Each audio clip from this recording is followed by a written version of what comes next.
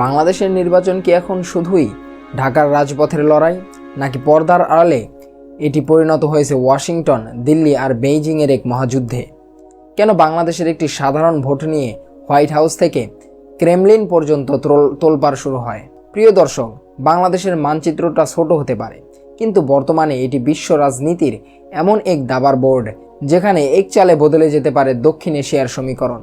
ভারত কি তার পরীক্ষিত বন্ধুকেই ক্ষমতায় দেখতে চায়? আমেরিকা কেন হঠাৎ গণতন্ত্রের মানদণ্ড নিয়ে এত কঠোর? আর চীন রাশিয়া কেনই বা বর্তমান স্থিতিশীলতার পক্ষে এতটা সোচ্চার? আজকের ভিডিওতে আমরা এমন কিছু তথ্য বিশ্লেষণ করব যা হয়তো আপনি মূলধারার গণমাধ্যমগুলো থেকে পাবেন না, তাই ভিডিওটি শেষ পর্যন্ত দেখুন। প্রথমেই একটা প্রশ্ন আসে, বাংলাদেশ কেন এত ইম্পর্টেন্ট? উত্তরটা লুকিয়ে আছে আমাদের ভৌগোলিক অবস্থানে। ভারতের 7 বোন বা 7 সিস্টার্স রাজ্যের নিরাপত্তা নিশ্চিত করতে বাংলাদেশের করিডোর ভারতের জন্য লাইফলাইন। অন্যদিকে চীন চাচ্ছে তাদের বেল্ট অ্যান্ড রোড ইনিশিয়েটিভ এর মাধ্যমে বঙ্গোপসাগরে আধিপত্য বিস্তার করতে, আর আমেরিকা তাদের ইন্দো প্যাসিফিক স্ট্র্যাটেজি বা আইপিএস এর প্রধান লক্ষ্যই হলো এই অঞ্চলে চীনের একচ্ছত্র আধিপত্য ঠেকানো। আর এই কৌশলের কেন্দ্রবিন্দুতে বসে আছে বাংলাদেশ। তাই বাংলাদেশের ক্ষমতায় কে থাকছে তার উপর নির্ভর করছে এই অঞ্চলে সুপার পাওয়ারের ভবিষ্যৎ। এটা এখন আর শুধু একটি নির্বাচন নয়, এটি দক্ষিণ এশিয়ার শক্তির ভারসাম্য রক্ষার এক অদৃশ্য যুদ্ধ। এবার আসা যাক আমেরিকার কথায়।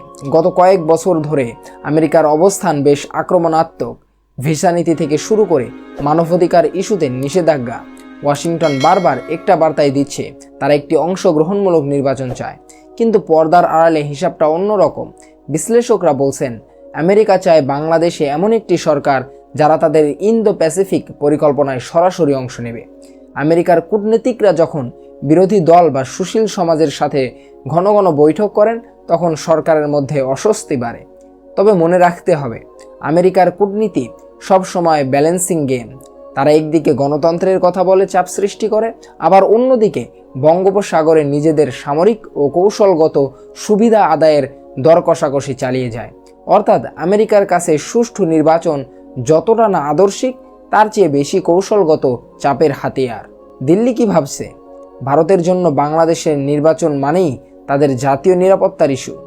গত 1.5 দশকে ভারত বাংলাদেশ সম্পর্কের যে সোনালী অধ্যায় তৈরি হয়েছে, ভারত তা কোনোভাবেই হারাতে চায় না।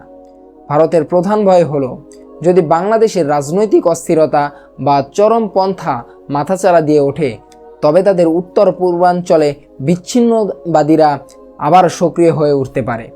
তাই দিল্লি সবসময় রাজনৈতিক ধারাবাহিকতা বা স্ট্যাবিলিটির পক্ষে। যদিও ভারত প্রকাশ্যে বলে তারা বাংলাদেশের অভ্যন্তরীণ বিষয়ে হস্তক্ষেপ করবে না, কিন্তু আন্তর্জাতিক অঙ্গনে, বিশেষ করে ওয়াশিংটনের কাছে ভারত বারবারই এই বার্তা পাঠিয়েছে যে বাংলাদেশ বড় কোনো রাজনৈতিক ওলটপালট ভারতের নিরাপত্তার জন্য হুমকি হতে পারে।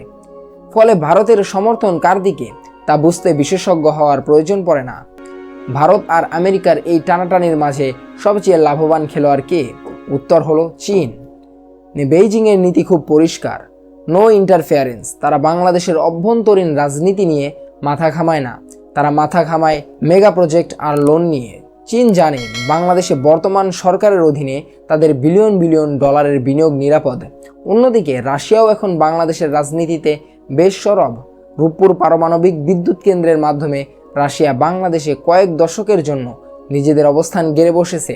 যখনই পশ্চিমা দেশগুলো বাংলাদেশের ওপর চাপ বাড়ায়, তখনই চীন ও রাশিয়া সার্বভৌমত্বের ঢাল হয়ে দাঁড়ায়। তাদের লক্ষ্য একটাই, যে কোনো মূল্যে দক্ষিণ এশিয়ায় পশ্চিমা বা আমেরিকান প্রভাব কমানো।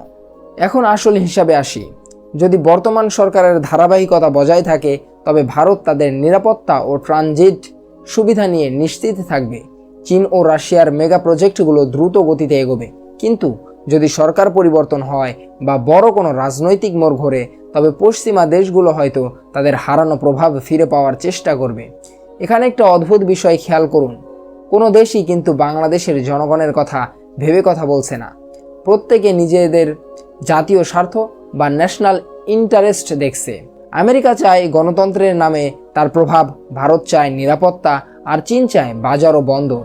বাংলাদেশের নির্বাচন এখন এক জটিল গোলকধাঁধা, যেখানে জনগণের ভোটের চেয়েও আন্তর্জাতিক লবিং অনেক সময় বেশি শক্তিশালী হয়ে ওঠে।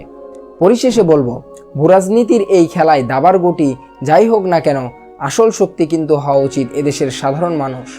বিদেশি শক্তিগুলোর এই সক্রিয়তা কি আমাদের সার্বভৌমত্বের জন্য হুমকি, নাকি এটি উন্নয়নের জন্য প্রয়োজনীয় এক প্রতিযোগিতা? আপনার কি মনে হয়, কোন দেশের প্রভাব বাংলাদেশের জন্য সবচেয়ে ক্ষতিকর হতে পারে, আর কোন দেশ আমাদের প্রকৃত বন্ধু? আপনার মূল্যবান মতামত কমেন্টে অবশ্যই জানান। ভিডিওটি ভালো লাগলে একটি লাইক দিন এবং আমাদের চ্যানেলটি সাবস্ক্রাইব করে বেল আইকনটি বাজিয়ে রাখুন। দেখা হচ্ছে পরের ভিডিওতে। ধন্যবাদ।